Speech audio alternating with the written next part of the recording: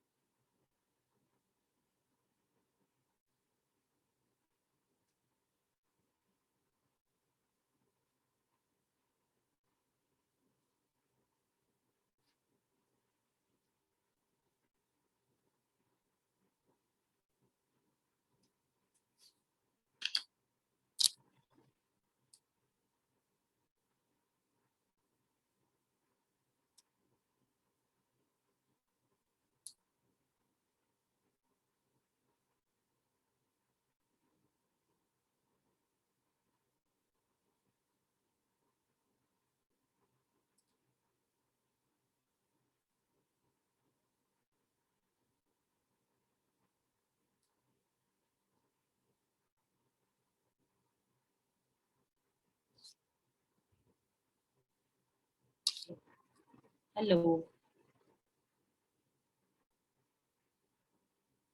Samyang, we're starting now.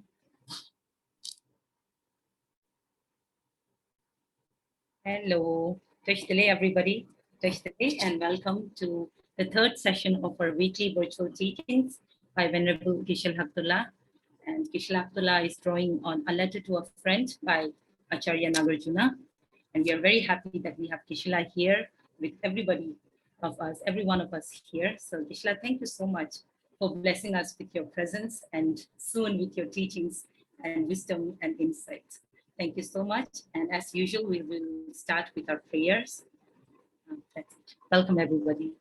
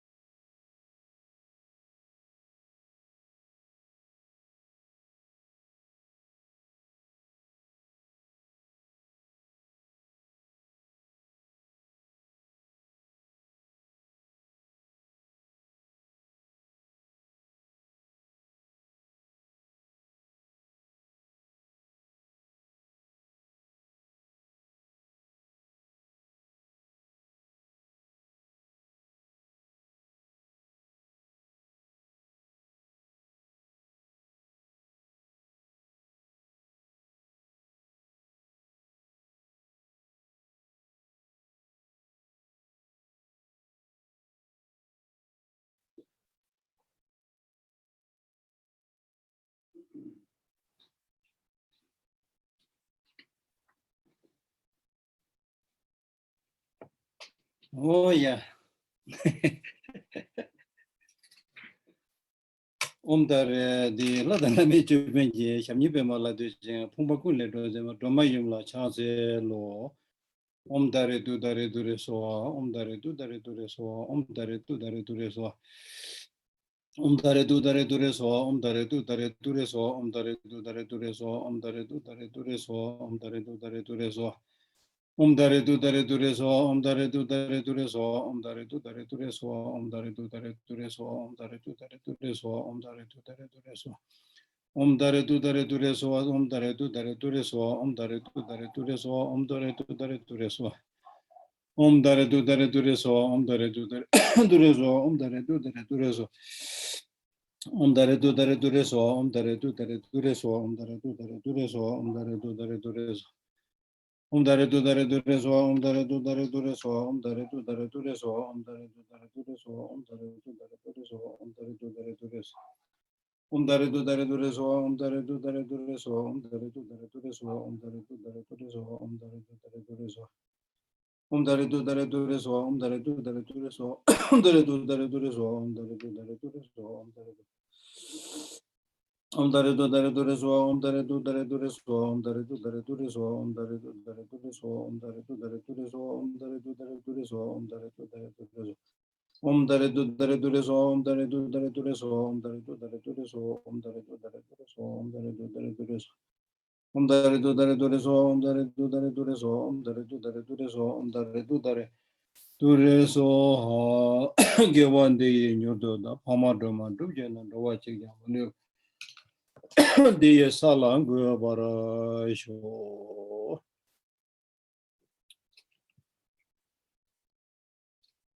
So let me begin by saying how this recitation of mantra works.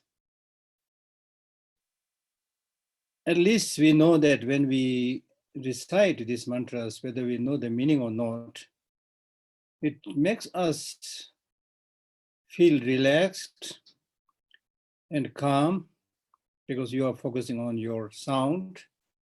So that itself is quite healing. So there is one way of seeing it. Another way of seeing it is that these mantras are like magic formulas. There is a teaching which says the potential of substances are unthinkable. You know, when you know how to, mix different substances, chemicals, you can create so many things like aeroplane being able to fly, right? Things like that. And then you are being able to see visual objects on a television screen, which comes through a tiny wire. How is it possible? Or your friend from America sending you a fax of the whole book and you're able to download it and print it. How all this works? Or you're being able to, transmit all those messages, that comes on your mobile and that you send out without making any error. Imagine how many billions and billions of messages are sent at one time, one go. And everybody individually receives their messages and hopefully in its secure, private manner. How does all this work? So don't just get surprised with this Buddhist teachings, but there are many surprising things in this world. Only if we are able to know how these things work, then you will be able to see the benefit of it. Right? So therefore, these are really like, as I said in the text, it is said that the power of substances is unthinkable. If you know how to exploit and use these substances, you can create so many things, as science and technology is doing today. And then power of meditation or meditative stabilization is unthinkable. Now here in this case, not many of us, fortunately or unfortunately, we don't meditate. But if really meditate continuously for a long time, uninterruptedly, and in the right way, with all the needed preparations, then it said what you can achieve through meditation is also unthinkable. And the power of karma is unthinkable. Like if you see these multifarious things in the universe in general, and particularly, when we talk about karma, it's something primarily related to our experience. So in terms of experience of all of us as an individual, it's unthinkable. The ceaseless, countless emotions and upheavals that come in your mind, in my mind, the moods and then the dispositions and then ups and downs, fluctuations, is unthinkable. And according to these fluctuations of thinking and action and emotions, you create different countless karmas also. With the negative emotion, you will kill, or you will, wage a war and things like that. Unthinkable. So there are many unthinkable things. So similarly, the text says the power of mantra is unthinkable. The easiest way to understand is that, as I said, think of it as a magic formula. I used to, now I don't remember where that book is. I once used to possess a small book on magic, where that magic book says, you take out the leg of a bird, and then mix it with this substance, that substance. If you mix 5-6 substances together, then you can make yourself invisible, or you can control your enemy, or so many things are mentioned there. It's not so difficult to understand that, because what is being produced through science and technology by mixing different chemicals, as we are all able to see, like the very powerful destructive atom bomb, as I said earlier, is drawn from the nucleus of a tiny atom. Nuclear energy, we call it, because that energy comes from the nucleus, which is such a small packet of energy. But when you know how to take it out and how to use it, and then when it explodes, you can see the power, right? So similarly, if we are able to explore our inner resources, we can also get access to all these powers. So mantra, as the Buddhist practice, is always done through body, speech, and mind. So by using speech and reciting mantra is one way of calming your mind, and also achieving those higher realizations if you understand the meaning of the mantra that you are reciting. Okay, so therefore, some scientists and researchers, they did some research on the power of chanting. They did a lot of recordings and interviews with the monks from the Upper Tantric College, Lower Tantric College, and they were able to really, see the benefit of the chanting. Just by listening to the chanting, many sick people, they get kind of a soothing effect, a very beneficial effect. And then, of course, with the help of this chanting, you can also concentrate, right? And as and when we concentrate, you get this inner peace. A clear indication is normally when you recite the chanta, people immediately feel like closing their eye, you see. That means going within, you see. When you go within, then you feel that happiness, that genuine, long-lasting happiness, you see. Normally we don't get that because we keep on going outside, getting distracted, you see. So the purpose of all this Buddhist teaching is how to help you go within yourself, keep in touch with yourself, right? So therefore, in this way, you should understand the meaning of all these mantras related to different deities who are embodiment of either compassion or wisdom and things like that. So therefore, during the previous session, we studied that 6 recollections, 6 remembrances. And first was remembering Buddha, Dharma, and Sangha. And of course, as a Buddhist, we need to remember Buddha, Dharma, and Sangha. And out of the many qualities of this triple gem, the most important quality is it is them who can help us abandon the disturbing negative emotions within us. And if you take a moment and think about the destructiveness of negative emotions, we can safely say that all these unwanted things that we experience in our life, whether it's a conflict with somebody, whether it's your depression or loneliness or host of other, unpleasant things that we experience, all directly, indirectly rooted in negative emotions. As simple as that. As simple as that. And we don't find any kind of a good solution from any other source, science or technology.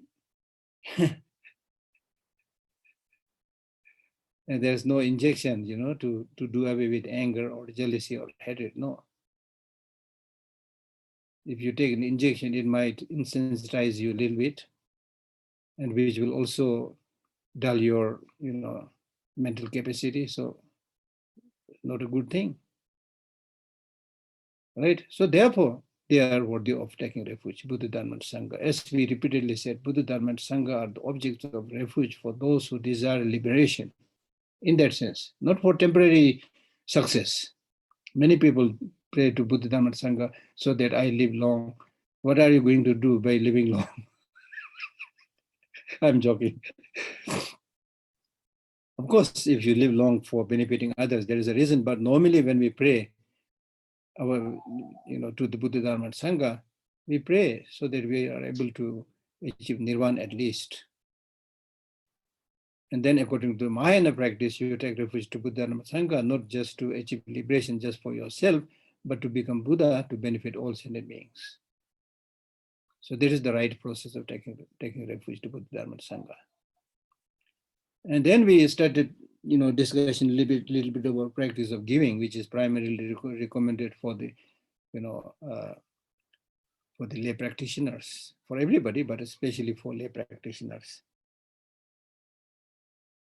And that practice of giving is said right in the beginning, because one of the main problems that we experience in the world is too much grasping and clinging to material accumulations, right? So therefore, if you are able to practice generosity, giving, right, you will be able to reduce much of your attachment and clinging and things like that, okay? And then after that, we studied about the need to practice morality, because if you just practice giving without any morality, it will not become a cause to become, get liberated from samsara or achieve liberation, things like that. Okay, because without morality, today you might be wealthy, but next time you're not going to become rich or wealthy, because morality is the practice basis of all other practices. And then we discussed a little about remembering the celestial beings. So it can be, the last one can be translated as celestial beings or deities or gods or whatever. So it could also refer to remembering celestial beings, meaning that celestial beings have many special qualities. So in your practice, you should also think, yes, I'm at least undertaking these practices so that I achieve temporarily. There's not your permanent goal, but temporarily I achieve the state of a celestial being, of the desire realm or formless realm or form realm, things like that. Then another meaning of remembering the deities or gods is not just ordinary gods in the three realms. As I said, this is one way of reflecting.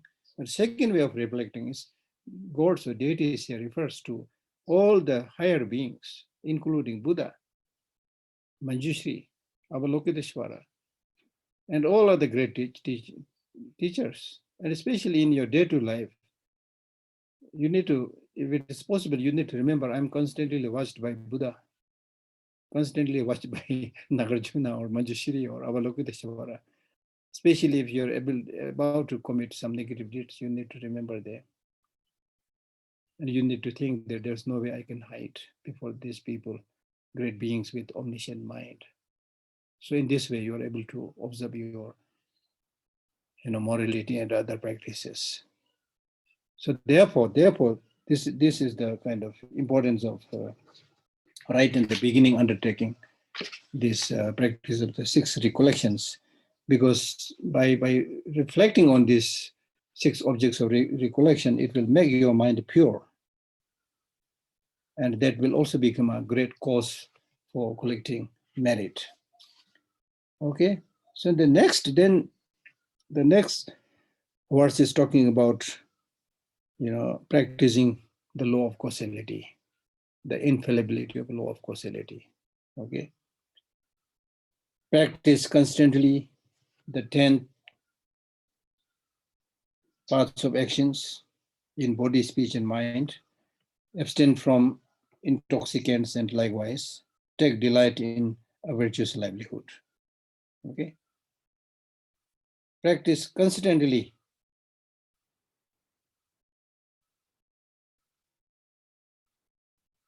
I mean, look at the wording. It says practice constantly. It's not saying practice for 2 days or 3 weeks. Practice constantly. Practice constantly what? The 10 parts of actions. When we talk about 10 parts of actions, then out of the 10 virtuous practices, 7 are parts as well as parts of actions. The last 3 of the mind, the mental virtuous actions, are parts but not parts of actions. Okay, so anyway, it's talking about practicing the 10 virtuous actions and refraining from the 10 non-virtuous actions related to the body, speech, and mind. And I'm sure most of you know this. So just to briefly explain, physically killing. There hardly need any explanation to that. Killing is illegal in every country. It's human right violation. So don't just think about this in the parameter of only Buddhist teaching. Use your common sense. If you engage in this 10, especially killing and things like that, it's unlawful in any country. Killing.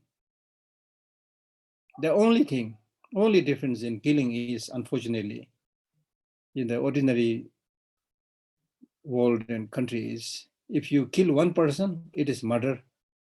If you kill millions, you're a hero. There's the only difference. In Buddhism, whether you kill one, if you kill many, of course, you are more, you commit more negative deeds.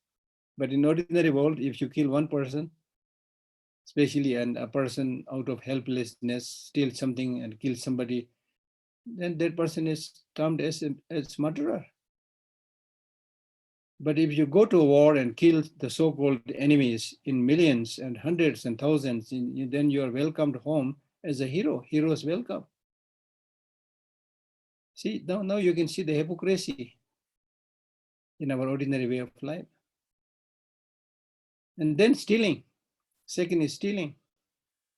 Stealing is not just burglary. Stealing means not just taking things quietly or stealthily, which we normally understand. Stealing means so stealing means taking other people's wealth and possessions, which you don't own, which you don't have the right. So it can be taking things from other people without letting them know it, that is stealthily, or using some magic and power and sending armies and others and stealing. During war, we do that, you see. Or through robbing, burglary, robbing, and things like that. And in the Buddhist text, there is a discussion, is it necessary to really take that thing from one place to another? No, strictly speaking. That's how we understand, but strictly speaking, no. You can steal other people's land also. Land, you cannot, transfer it from that place to another place, but by using power. So unfortunately, in today's world, most of the businesses that we do in the world are stealing. If you look carefully, it fulfills perfectly the definition of Stealing. Stealing. The world's natural resources and other possessions and wealth are today owned by just a small percentage of the so-called rich people. How did they got over to that? Stealing, corruption, bribe, using power, or at least paying no attention to the needs of others. Right? So that's why, unfortunately, in today's materialistic world, whoever has the money has the power also. The world is ruled so-called by politicians. The strings pulled behind by these politicians are basically the rich people. And the politicians dance at the tunes of these rich people. There was a time when the world was ruled by army generals. These days, the world is ruled by rich people, you see? And it's because of the realization that power comes through money and wealth, then politicians also engage in corruption, exploitation, bribe, and things like that. So they are rich also. The other day I was thinking, about these politicians. Most of them are rich.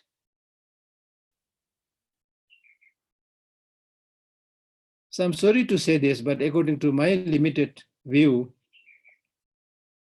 of course, there are a mixture of good people and bad people, so I cannot say all the politicians are bad. But generally speaking, majority of them are not so intelligent, not so well educated, and by all means, they have some money to do the campaign or whatever. This is how they come into power. You can find that out by yourself if I'm right or not.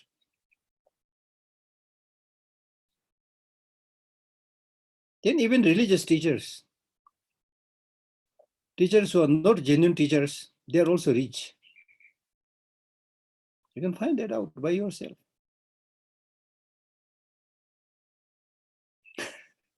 There is an old saying that to one person, you cannot get both the blessings from, now I don't remember. Anyway, you can't get both the blessings for wisdom and blessings for wealth. So people who are really, really good scholars, people who have wisdom, they normally focus for their education, wisdom, learning. Therefore, they are normally forgettable rich. Normally, they are poor in terms of material wealth. And people who are materially wealth, even if they have a title like a Geshe or Rinpoche or whatever, normally they are, I don't know what to say. So it is like that, you see. It is like that. So what I was saying was stealing.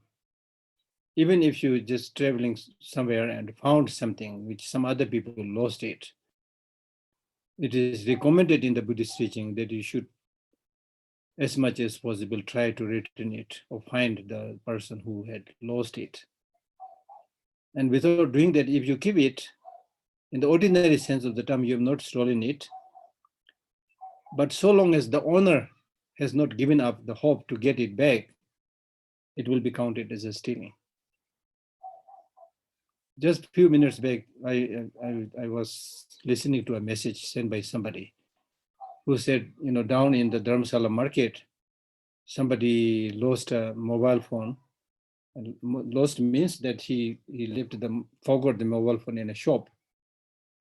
And the shop owner, very wonderfully announced that it is definitely belongs to Tibetan, but he doesn't know it, so they will announce it. And in the announcement, they said the mobile phone is a very good quality and expensive mobile phone. You see, right? So it's wonderful. It's wonderful. So you need to be very careful. Even small things. For example, even when you work in the office, the office, things. Some of them you might think, oh, this is just insignificant pen, I'll just take it and use it, bring it to your room and use it. It could also become a kind of stealing. So the point is those things which you don't really belong, which you've not earned through. Therefore, Mahatma Gandhi went to the extent of saying that all those things that you have, which you don't need, are stolen. You can be very strict to that extent, you see. So we need to be careful. We need to be careful in the sense because the more and more you grow older, you realize the uselessness of collecting too many things. Really, for your life also, it will just make you complicated and not happy. But the problem is, ordinary people like us, we are like small kids, you see.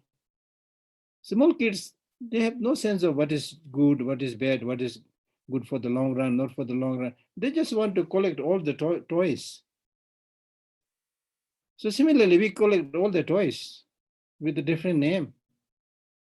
When you say somebody gave this to me a long time back, then after a few weeks it will collect dust. You polish it again, then give it. And what is the use actually? Not much use. Many of these things, not much use. So it is really important to, as much as possible, to remain contented. Contentment is said to be the real, genuine wealth of a person. Contentment. If there's no contentment, even if you become the king or owner of the whole world, right? Still you want more,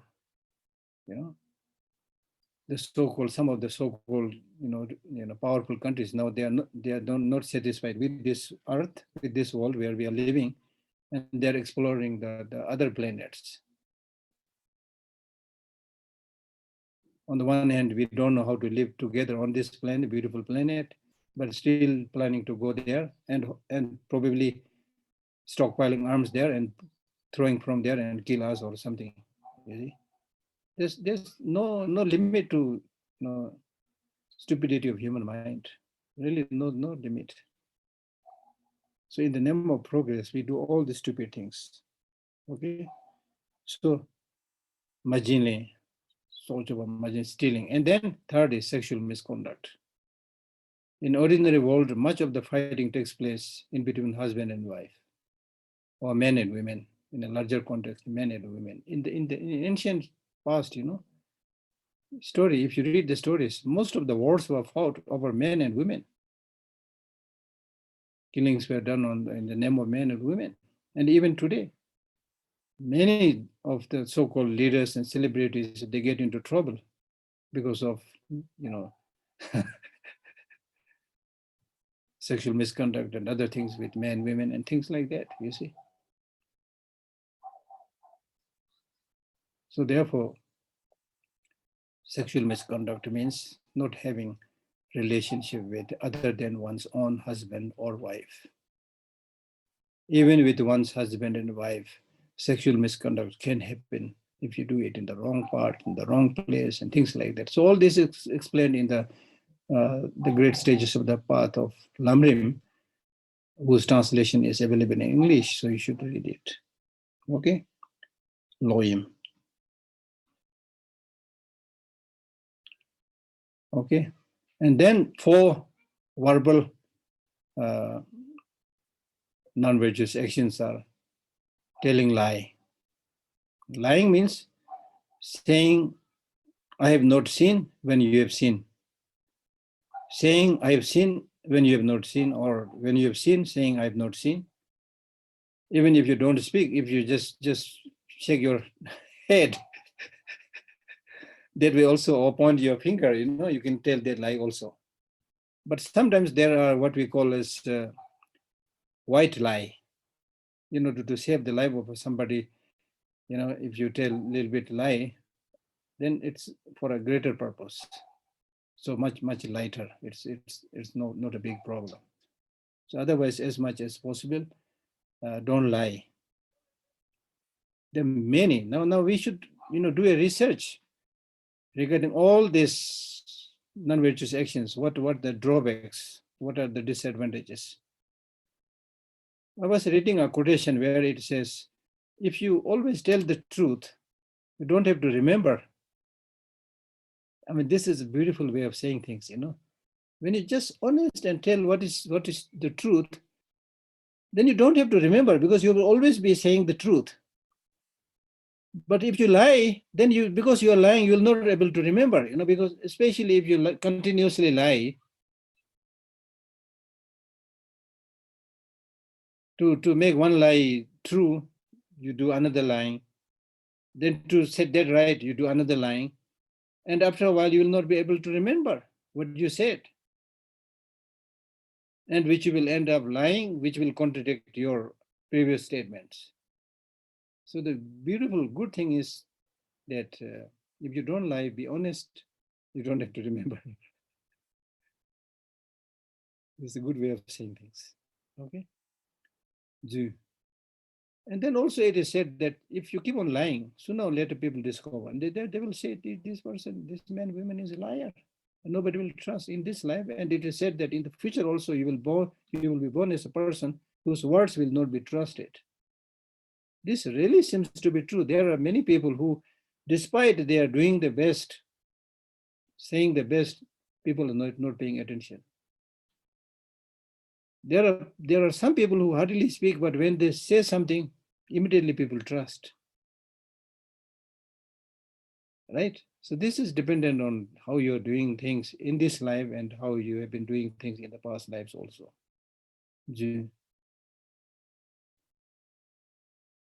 So don't just have one tongue. Don't have two tongues.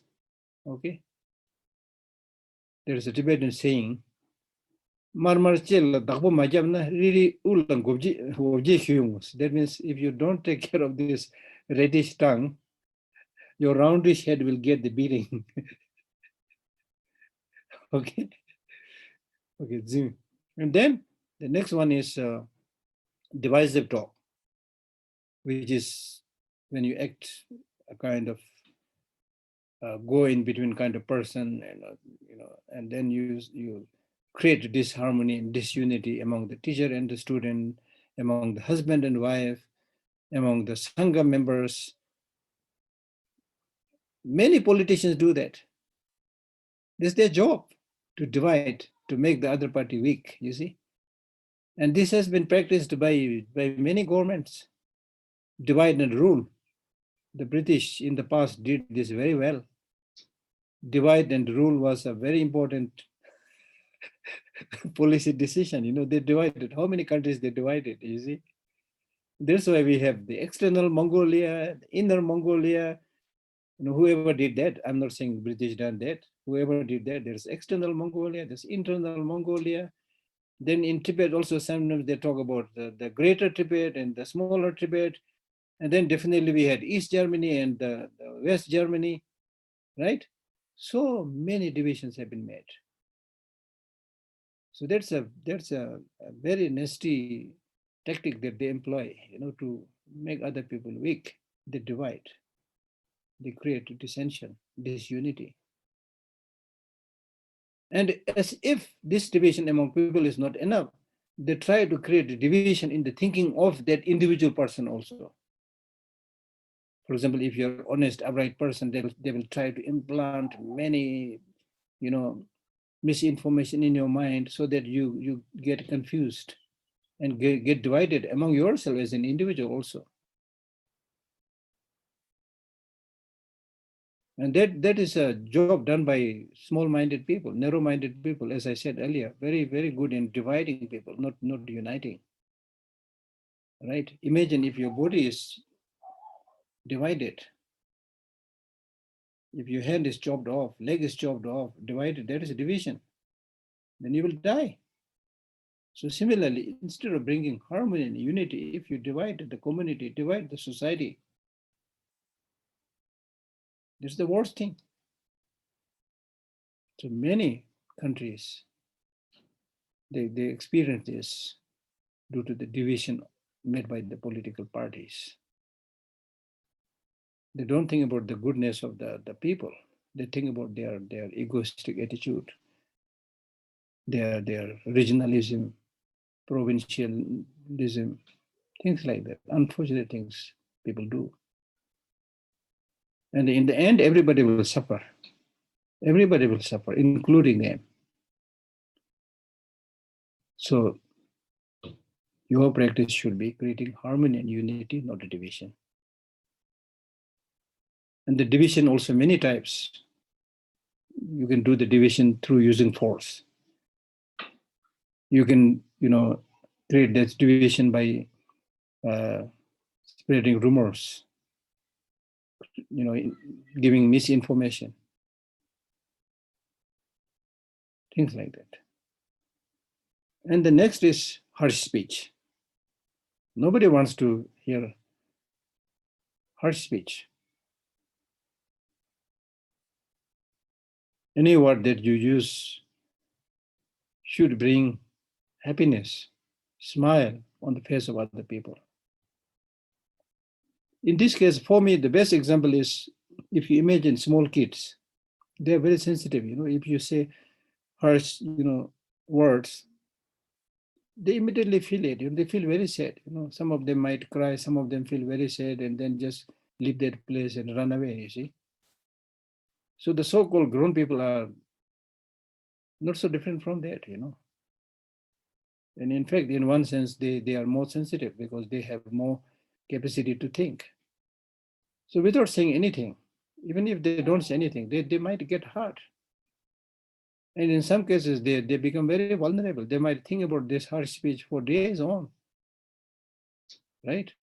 So what are you getting from that by hurting other people? This beautiful, teach that you have, as many thinkers, including His Holiness said, it's good for smiling, showing the teeth, for smiling, right? So if you smile, that means you have good motivation. That means you are also going to use soothing, harmonizing, uniting words, not words of division. And the most important thing is, if possible, speak less. I'm not just saying don't use harsh speech, not only that, but in general also, as we say in Tibetan, take care of your mouth, as we say, take care of your mouth. Because when we just keep on talking, it will you may be admiring somebody at the cost of despising others. Harsh speech. Tamla nongar mecha meaning tumburtups. That means the words that you use is not physical. It does not have the sharpness of a blade, but it can chop the heart of other people into pieces. There's Tibetan saying. There is an English saying which says that this tongue, which may be 6 inches tall, long, can fell a person 7 feet or 6 feet tall. But this is a beautiful expression, you see. So physically, verbally, mentally, try your best to help and serve others. That is the crux of the Buddhist practice. Directly, indirectly, physically, verbally, mentally, always think about how to bring smile and peace in the mind of other people. We are not Buddha, we make mistakes all the time, but don't take it for granted that this should be your daily way of life. Right? You need to constantly remind yourself how you are, living. What is your physical behavior? What is your mental thinking? What is your use of speech? Restraining the senses, as we say, restraining the 3 bodies. These are the key practices. Don't let body, speech, and mind run wild. Run wild. Okay?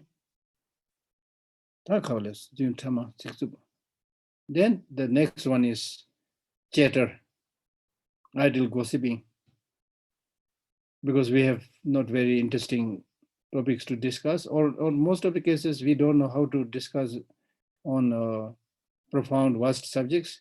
Then when we end up talking about small things, superficial things, this person has come, this.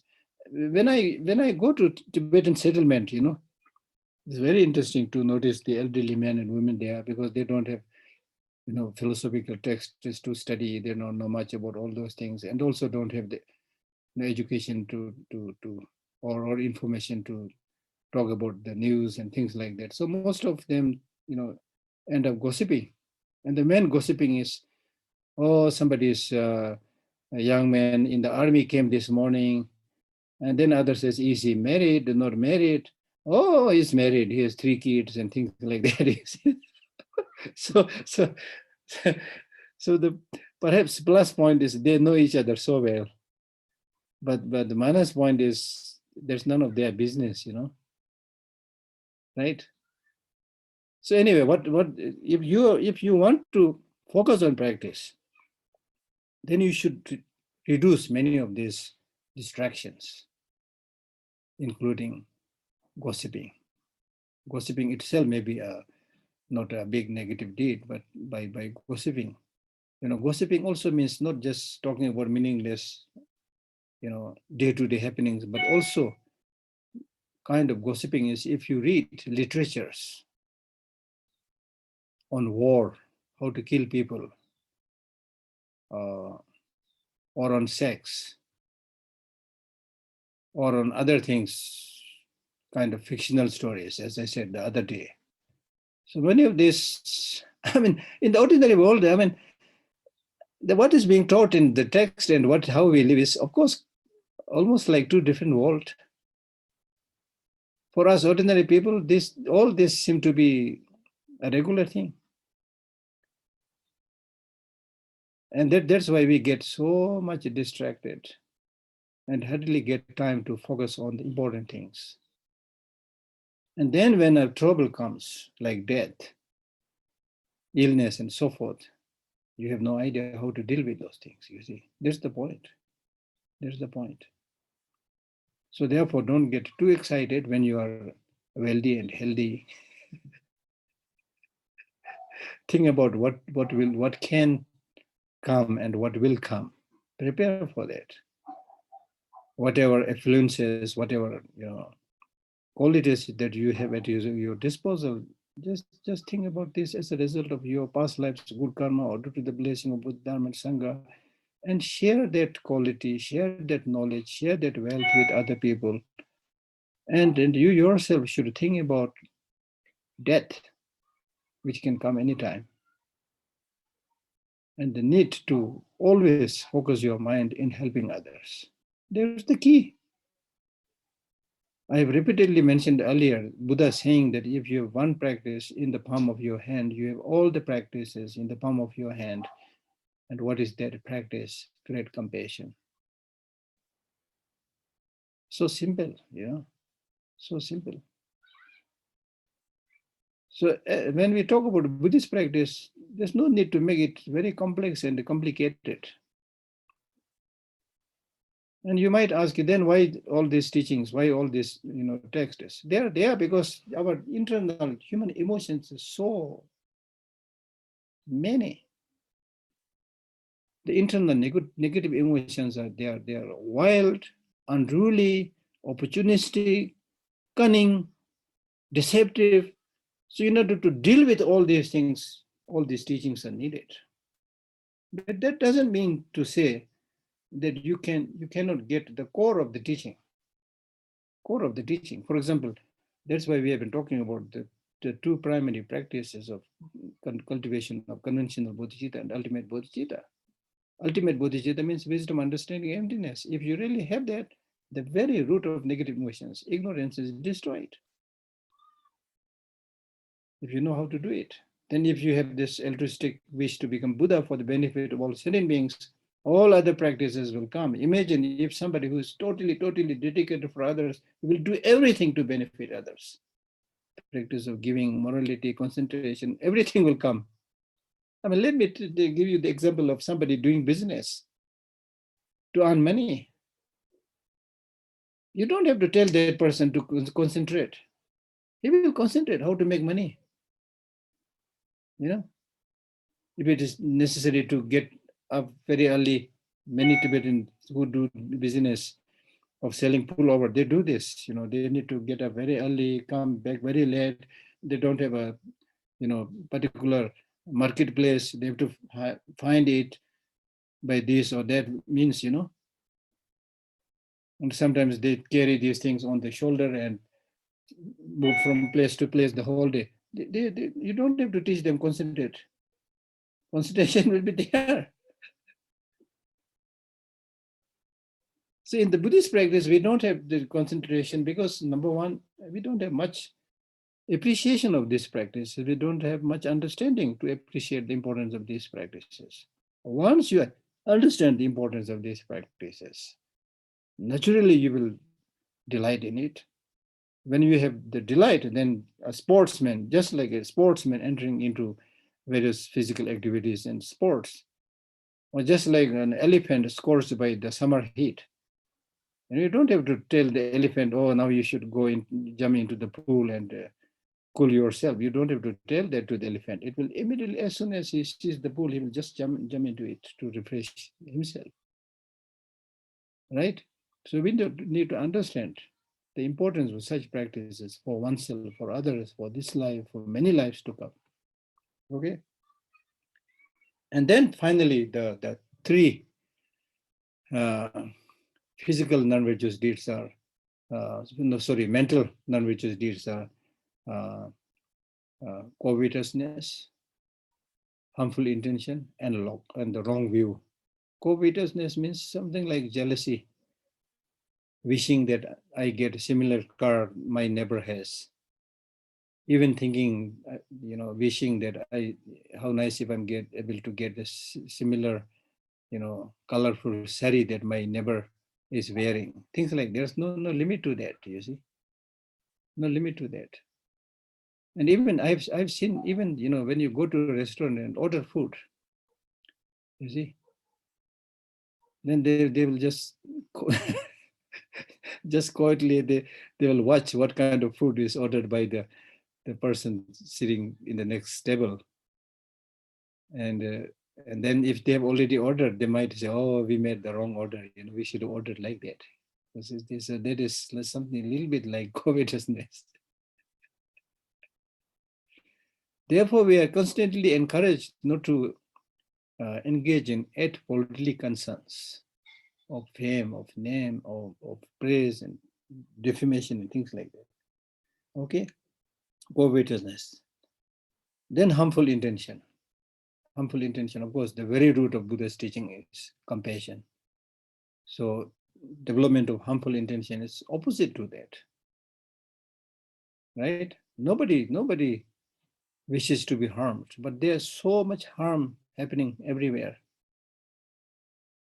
Not only among human beings, but among the animals. Their whole life they remain in constant fear. I constantly watch these animals, movies. When the buffaloes and other, animals, they cross the water, the crocodile is waiting there to devour them. When the humble, innocent deers are just eating their grass and moving, the tigers and lions are there, ready to pounce upon them. So something like this. In science, they call it food chain. So maybe all right for them. But but the thing is, all these animals, they have. So therefore, in Buddhism, we say that not to harm doesn't mean refrain from harming intentionally, even unintentionally. If you don't be very careful about your conduct, your behavior, you may be harming others. For example, in the Buddhist text, it says, even when you open your door and close your door, don't bang them. And I understood this so clearly now, because just next to my door, I planted some bamboos, So every evening, a little after now, they'll come. Make sure, I don't know in the day where they go, but in the evening they come. 2 birds, they come, and there's hardly any place, but they very comfortably sit on the branches of the bamboo. So they are very close to my door. So imagine if I bang my door, which is iron door. It's not even a wooden, it's iron door. If I bang it, they will be so frightened. The small little birds, So you need to be very quiet and calm, things like that. Right? So therefore, singing loud music, banging the doors, shouting. Many people do this. I've noticed this in the hotels, Some people who check in the hotels, then they think they bought the whole hotel. They shout so much that even the second, third floor, everybody can hear that. There are people like that, what to do. But at least for us as practitioner, what I'm saying is we should be conscientious and make sure that we are not directly, indirectly harming others. And then the final is wrong view. Wrong view is said to be the worst of the 10 non-virtuous actions, because if wrong view means if you say there is no cause-effect relationship, do whatever you do negative things, there will be no result. Things like that. There's no Buddha, there's no Dharma, no Sangha, where is the next life? I have not seen all those, stupid thinking. And then the very basis of your practice is lost. The things arise by dependent causes and conditions can be proved scientifically, right? So therefore, if you don't know, as I said, if you don't know, just say, I don't know. I can't follow right now. I don't know. Give me some time, think about it. But you're having no knowledge and still saying that it's not there. How can you say that? So don't be presumptuous. So these 10 virtuous practices must be cultivated. When you abandon these 10 non-virtuous actions and then develop a motivation to practice the opposite of these 10 non-virtuous actions, then you are practicing the 10 virtuous actions. Physically, so basically, to summarize, it's basically taking care of your body, speech, and mind. Look at your body, as I said repeatedly, look at your body, whether it is, honestly judge the shape and, the style and the nature of your body. Do you think your body is made for killing other people or harming others or helping others? For the benefit of those who have not listened to my talks before, I've explained earlier, if you look at your body, for example, your fingers, the nice long arm and nice fingers are good for hugging, not for hitting. If it is for hitting, then right from the beginning, we should just, we should have got just fist and no fingers at all. It's good for hitting. Then teeth also, good for smiling. Not good for preying, catching other animals, just like the tigers and lions do. If we do that, then in that process, all our teeth will go, not being able to catch even a single animal. And then the nails also, right? Nails also, maybe for scratching your back or things like that. But definitely not, we don't have this powerful paws, to kill other animals like the hawks and vultures have. We don't have that. Then, as he said, the teeth is for smiling. And then eye also more of compassion. Especially we have this capacity to feel the peace and harmony within oneself. And your practice of compassion and love can also be reflected in your eye. You see, right? If that is the case, then why human beings are creating so much problem? Human beings end up creating so much problem because we are not taking care of our body, speech, and mind, especially the mind. Mind has this capacity to do many good things and also many bad things. right? So if you don't use your discriminative awareness, the capacity to judge between what is right and what is wrong, and then let your mind go after the external material glamours, marvels. Let your mind run after the 5, 6 sensual objects. That's what we are doing today in the world. Then you can be the source of problem because your focus is material. To get that, you're ready to do anything. Kill and destroy the planet, kill and destroy other human beings, things like that. So therefore, the training of mind is crucial because mind is, at the end of the day, it is the mind which controls the body, speech, and mind. So, and then he says, abstain from intoxicants. I'm not going to elaborate much on this because you all know this. But I would like to summarize by saying we are already intoxicated. So we don't need more intoxicants. Whether I'm right or not, you should find out the definition of intoxication. Intoxication means when you lose your sense of judgment, when you make your mind confused and duped, which we are. We are intoxicated by the sensual objects. So enough. And especially people who are not so, the drinking itself is not a negative thing. But the problem is when you get addicted to it, then gradually you get intoxicated. Then it's in the text, it says, when you are intoxicated, you don't know who is your wife and who is your mother, right? Say things which you should not say, do things which you should not do. You lose shame, sense of judgment, and so forth. And people will say, oh, he's a drunkard, more or less ostracized. I have seen many people like that who just need money all the time. Then when they are without money, they lose their shame and sense of concern for others. They just go around begging. And then I've seen them just drunk and fallen by the side of the road. I know many of people like that personally, right? But unfortunately, in many states, governments, just to get money, they're opening more and more shops.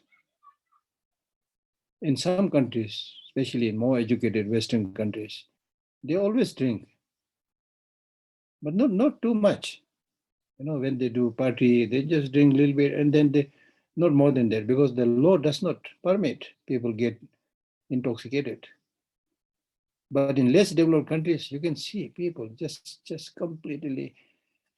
I've seen here in Dharamsala itself also some people, they work very hard in the day, then in the end of the day, whatever little money they got, they drink and then go to their home, beat their wife and children. Oh, shameless, shameless, shameless.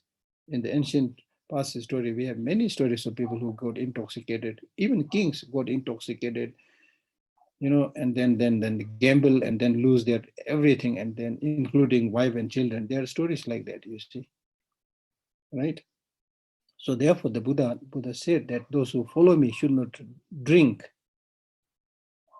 even the amount that a tube of grass can hold. This is a kind of precaution, because gradually when you get addicted, then you will have no control. Okay. And likewise, take delight in virtuous livelihood. Virtuous livelihood. In the case of monks, refrain from the 10 wrong livelihood. Hypocrisy. Right? Hypocrisy means, now that you are listening to, many of you are listening to me, so therefore if I tell a lie that I had clairvoyance and I can fly and do this and do that, I can read your mind, many of you will believe. Ordinary people are quite, in a way, gullible, right? So therefore, hypocrisy, whether you are a monk or a lay person, don't be hypocrite.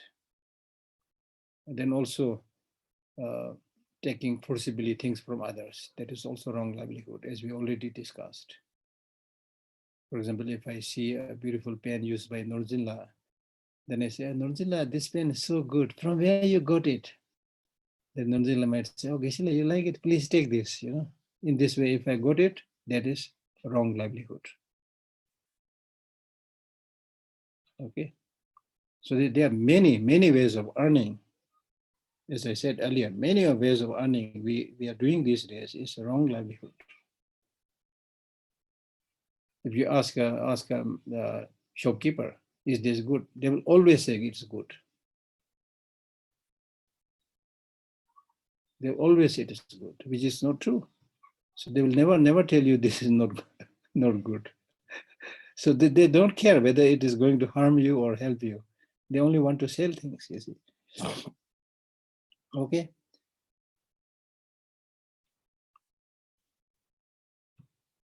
He gave it so right livelihood.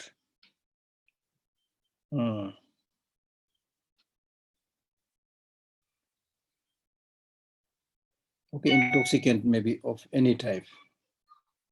Then the next one is, as I said earlier, one reason that we get attached to the samsara is material objects. Material objects. Wherever we go, we have this excess baggage, as I said many times before. We have collected too many things over the years, excessive baggage. And when the more you have, the more you get stuck there. The less you have, the Tibetan Buddhist teacher, they say good practitioners should be like a bird that flies from a rock. The bird may be sitting on the rock, but when he flies, that is his property. Whatever is there with him, that is his property. Nothing. No need a tractor to carry it up and down, things like that.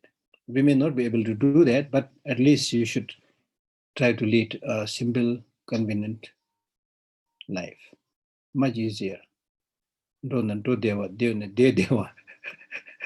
Okay? So especially in today's world, it is the material greed, attachment to material objects, sensual objects, that is killing the world, be it killing of the environment or animals and birds. It's the material greed. So therefore he's saying, recognizing wealth to be ephemeral and insubstantial, just like any other conditioned thing, the so-called wealth you have is also impermanent. At one point of the time when you fancied that object, it really looked beautiful to you. For example, your mobile phone, when you update your mobile phone, the first time you feel so happy when you own it. But it's ephemeral. After a few days, another updated version will come, right? And then you might, sleep that thing, fall it on the floor, break it, whatever. Anyway, it's ephemeral. It's stolen, broken, whatever, ephemeral. And in substance, it doesn't really have much meaning. Meaning of human life is not drawn from external material objects. That way, it doesn't really have much. The material objects themselves will never, from their own side, they will never try to fulfill your happiness and peace. So therefore, they're insubstantial. So real substance or essence of human life has to be cultivated by one's thinking and training of the mind, not through accumulation of material objects. I will give you one example. For example, when we lost Tibet, okay, for fear of our life, now we could not bring anything for most of us, hardly anything. It was just amazing that you're able to escape and save your life, right? So we lost everything that we have accumulated for many generations. But that's a big loss, of course. But after coming into exile, again we work, and then gradually you earn those things, and you're okay. So losing material object is a small loss. It will not create a big problem. But if you lose your sanity, mental capacity, mental good qualities, then you have really lost. As I said earlier, when we came into exile without any material possession, but those few scholars, top scholars from different monasteries, when they managed to escape,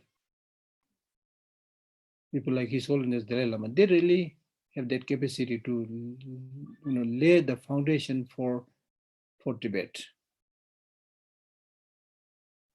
for Tibetan education, things like that. So it is the inner quality. Earlier, we studied about the 7 positions of a superior being: faith, wisdom, and so forth. These are the real qualities. These are the real inner qualities which we must preserve. So don't get stuck with the material objects. Recognizing wealth to be ephemeral and insubstantial, exert yourself properly in liberal acts.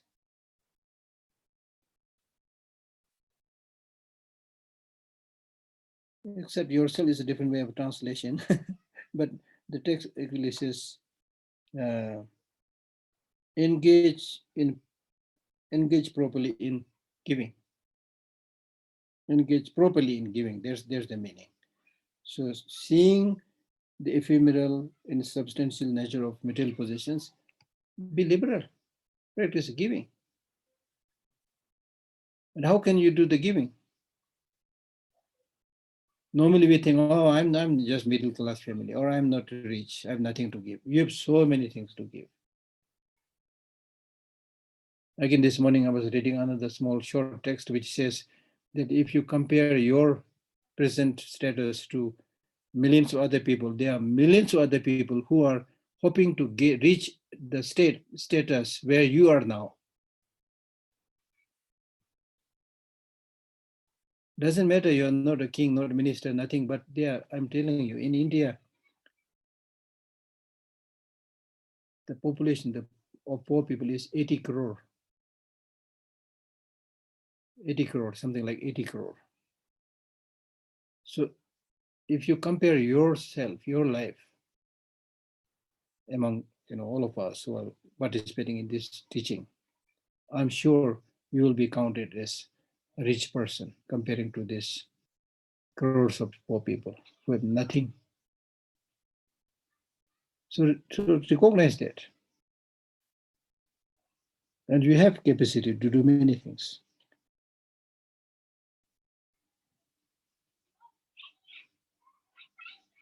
Proper practice of giving. I said earlier, knowing how to give, when to give, what to give. Okay, if it is harming others, don't give. It is helping others, give. Even giving one's body and things like that. Because for the future, there is no better friend than liberality. Because of your having practiced giving, in the future lives also, it will be repaid. It really looks like a law of nature, a scientific thing, that whatever good things we do is never lost. It comes back in whatever way. Okay. I don't know, the time goes so quickly. Sorry. Was Kishla. I stop Thank you here. so much. Yeah, Kishla, can we take some questions? Yeah, sure. Please do raise your hands. I see Natasha now. Natasha. Yes, thank you. Just a moment. Thank you very much, Geshe. Yeah. I have 2 questions and 1 request from our Russian listeners so far. So I will start with the question. What is the difference between virtuous karma, gevele, and the karma which is a merit, sanamgile? Same. Geva, Sunam, Geva, married. I think they are same. Okay.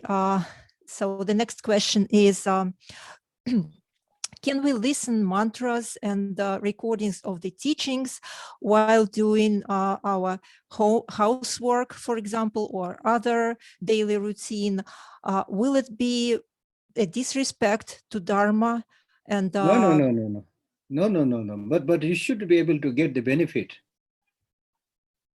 Because sometimes, when you are doing something, for example, if you are constructing your house and climbing a stair and trying to listen to the Dharma, also you are neither here nor there. You might trip and fall from the ladder because you are not concentrating on your work and also not concentrating on Dharma, So if you just listen to some chanting, that is okay. But if you try to understand the meaning of a teaching, then you may not be able to concentrate on your work, right? Just like two-pointed needle cannot sew the cloth. So you may not be able to achieve much. So yes, you can do that. Of course, it depends how you do it, whether you're able to do it. But even the construction and work that you're doing, if you concentrate on it and then think that this is for the betterment of the family or the community, whoever, and do it sincerely, that itself is a virtuous practice.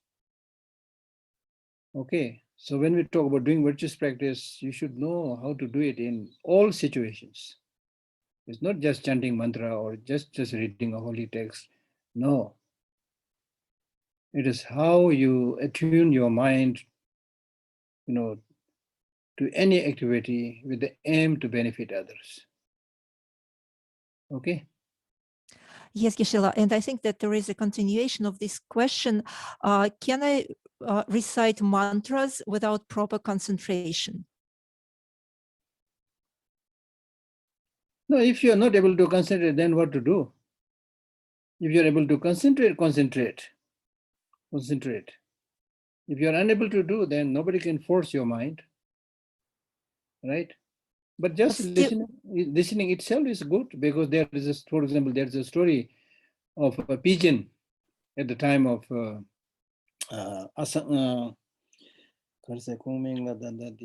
Vasubandhu, a great, teacher who used to recite by heart so many texts, hundreds and thousands of verses he used to recite by heart.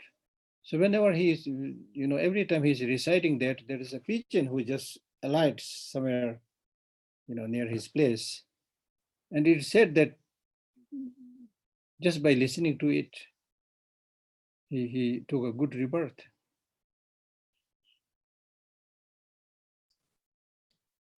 Or in other words, I'll tell you a story of a monk. Once I visited South India. I was then entourage member of His Holiness the Dalai Lama. Then when His Holiness was departing that settlement, so I used to go ahead, taking all the luggages of the entourage members. And then the driver was a monk. So when he drove a little bit, then he said, Geshe-la, will you permit me to play the Indian songs? I said, yes, of course, no problem. Then he played the Indian songs, and he was able to sing together. Then out of curiosity, I said, do you know the meaning? He said, no.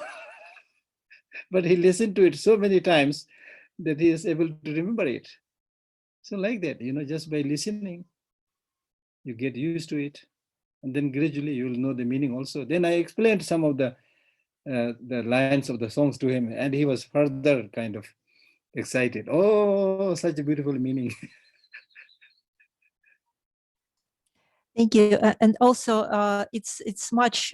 It's more of a request than a question from Marina. She says, "Dear Geshe-la, yesterday I quit smoking. This is good, isn't? I quit smoking. I stopped smoking. Oh, good, very good. Yeah, so this is good. And could you please bless me so that I do?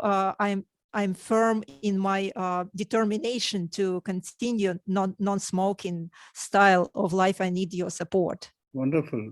I have no power to give any blessing, but I appreciate what you have done, and I'll pray for you.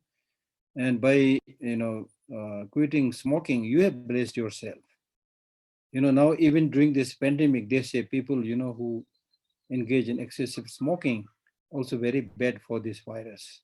This virus will harm people who engage in excessive drinking and smoking, things like that, right? And here recently, I also knew a number of people who gave up smoking. Okay, so first few days, I know a number of people. So first few days, you might, if you might get some problem and you feel like you're missing something. I've seen people doing that. They get nervous and shaky and things like that. But then gradually, and then the doctors, they say that when you first give up smoking, then when you cough, that the black kind of soot will come in your sputum and things like that. So that's a good sign. Then after a week or so, that blackish kind of thing in your sputum will disappear and white sputum will come. That means you've done the job. Okay. Thank you very much, Geshe-la. Thank you. Okay. Thank you so much, Natasha. Of course, Geshe-la, thank you. Jackie, we have Dimple waiting in the line, so I'll let her go first. Yeah, okay, thank you. Dimple, I've sent you unmute request. So you have to unmute yourself and please ask your question. Thank you. Are you able to hear me, please? I'm sorry. I can't hear dog you. Barking. You probably hear my dog barking. I can hear the dog, not your voice. I reckon I'll ask my question next. I can't hear. After. Yeah, it's unclear, your audio. You have to adjust Sorry, your audio. I'll just have to quiet the dog, quieten the dog. Dimple, we cannot hear you. I'm so sorry. The I'll have audio. to quieten the dog and then ask the question. Would that be okay? Okay, meanwhile, we can let Jackie ask her question and we'll come back to Dimple. Jackie, where are you? Yeah, I wasn't brought up with the idea of deity. So sometimes I have issues with the idea of them. Is there anything you could say that could help those who aren't used to the idea of a deity? I wasn't brought up with the idea of a deity or with God. So sometimes it's difficult for me to Yes. understand or believe in them. So they're just, if there's anything you could say. I think I understood your question. I'm not so clear. But yes, I understand there is a problem with the English translation. When we use the word deity, sometimes the word deity and God actually mean the same thing. So in Buddhism, we don't believe a creator God. Okay, so that makes that problem. Then sometimes, when we talk about even when we use the word God, it doesn't mean the creator God, but it's really something like a celestial being, within the 6 realms. There are celestial beings who have some kind of temporary goodness and achievement in their life. They're looking everybody, men and women, looking handsome, beautiful, ornamented clothes and things like that. So they're good fruits that they have actualized. So sometimes we use the word, celestial being or gods to these people. Then sometimes we use the word hla, as I said already, that it refers to something, some of these tantric deities like Manjushri, Avalokiteshvara, things like that. So whatever the case, the important thing is in Buddhism, we don't believe in a creator God. Okay. So the Manjushri or deity of wisdom or deity of compassion, when we say this, we are really primarily talking about the quality of the Buddha. And it can be manifested in the form of a being. So Avalokiteshvara could mean a person, but also it could primarily mean the embodiment of compassion of all Buddhas. Okay, not a creator God. So the safest way is to think about somebody who has higher qualities of compassion, of wisdom than us. So therefore, they are worthy of visualization and pray. Yeah. So thank you, Kishla. We have Dimple now. Dimple, unmute request I've sent you. Dimple, yeah. Hi. Geshe No, we Lhakdor, still cannot hear you properly. hi. You'll have to turn on the volume, maybe. I don't know. Your microphone. Are you able to Do you hear want me? to write down in the chat box your question? Yeah, So sorry. sure. I can do that. Yeah, okay. So meanwhile, we'll request Vishal Gupta to ask his question. Yeah. Geshe, greetings. It's always so nice to hear your insights and happy to hear you again. My question relates to one of the points you made that was about living minimalistically, getting rid of your possessions. My understanding is that if we get rid of possessions, we are also being comfortable with the sense of insecurity which comes with it. Exactly. So I would like to know your insights on your life experiences and about Buddhist teachings, which talk about strategies to be able to handle lots of uncertainties. The strategy is primarily mental strategy. Sometimes I use the word mind management. These days in the modern business world, people, do a lot of management trainings. Once I was invited to attend a management training, and then the organizer said, is there anything to say from Buddhism about management? I said, why not? In Buddhism, the most important thing is the mind management. So you, with the realization that you have a body and mind, okay? So for the security and safety and well-being of the body, you need certain amount of possessions, food, clothing, and certain comfort. There's nothing wrong with that. Okay, but as I cited Mahatma Gandhiji, if you give things more than what you need, it is not necessarily good for you. But then problem is, for example, among the rich people, if they get rid of many of these comforts, then they will not be counted, as equal to the other rich people. So that person will feel kind of ostracized from the family of the rich people. But so these kind of problems are there, but you need to be a little bit bold to do what is really important. Okay, because as I said earlier, number one, when we came into this world, we came with nothing. And then finally, when we go, we of course have to go without anything. Even our body, we cannot take with us. Okay, so right now, when you are wealthy and you can make decisions, then instead of just piling wealth after wealth, instead of that, if you are able to share a little bit to those people who are in need, that is doing a great, not only doing a great service to others, but it's really, making you feel happy, satisfied, making your life meaningful. And the result, of course, will be a positive one, not only in this life, but for many lives to come. And as you rightly mentioned, there will be better security actually. The more you have, there's a Tibetan saying, actually in the Buddhist teaching, it says, Kurji na kumamang. That means if you are, even in ordinary parlance, if somebody is traveling and carrying a heavy load, then it's more likely that that person will be chased by the thieves and robbers, because they'll think, oh, he is carrying a load, there must be something. But if you don't have heavy loads to carry, nobody will chase you.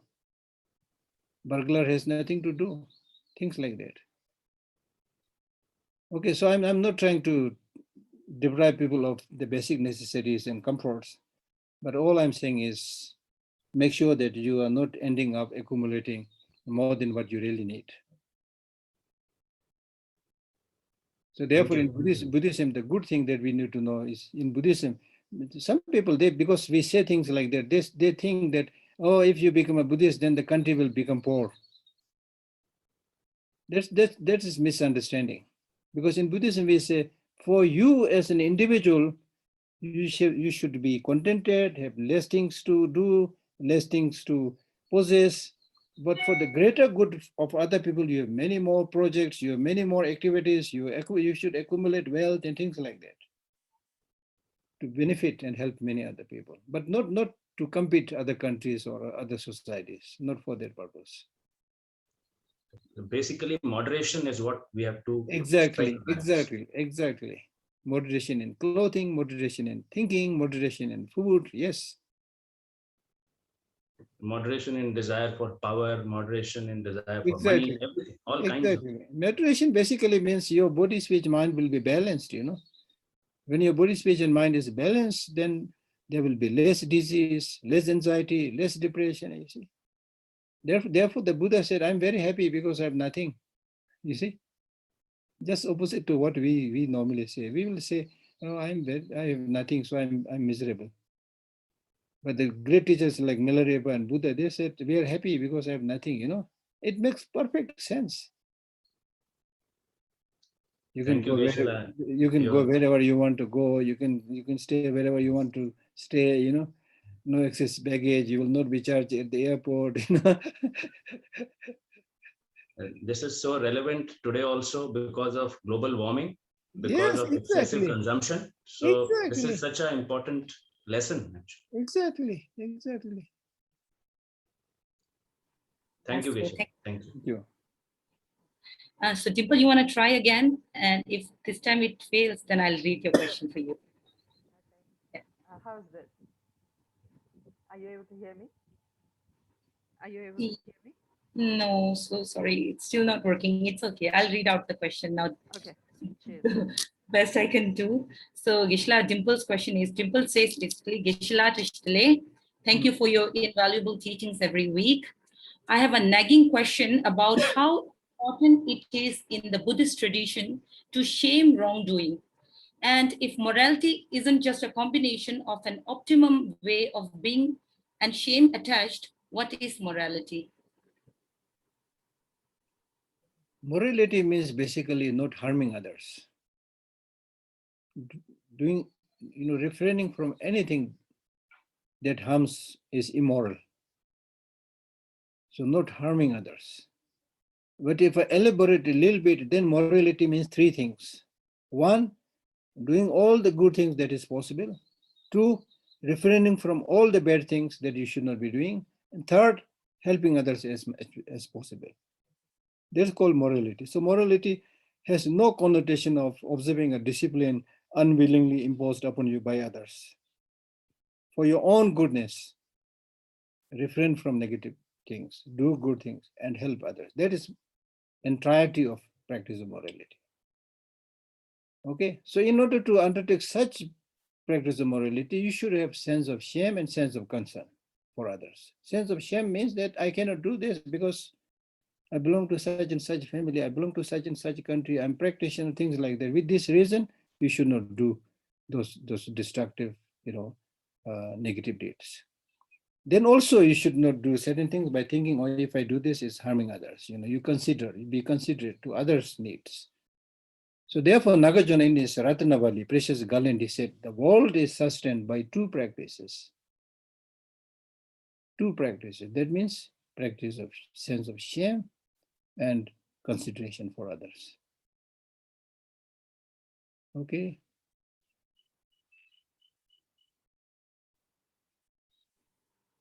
Yes, so thank you, Dimple, for your question. Gishla, thank you so much. That was the last question for this session, Gishla. So we conclude the session with thanking you, and we look forward to seeing you next week, and we look forward to seeing everybody next week. And as usual, we'll conclude with our prayer session. Yeah.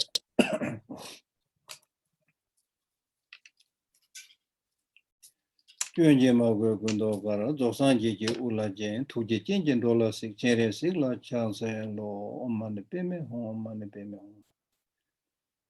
peme omani peme omani peme omani peme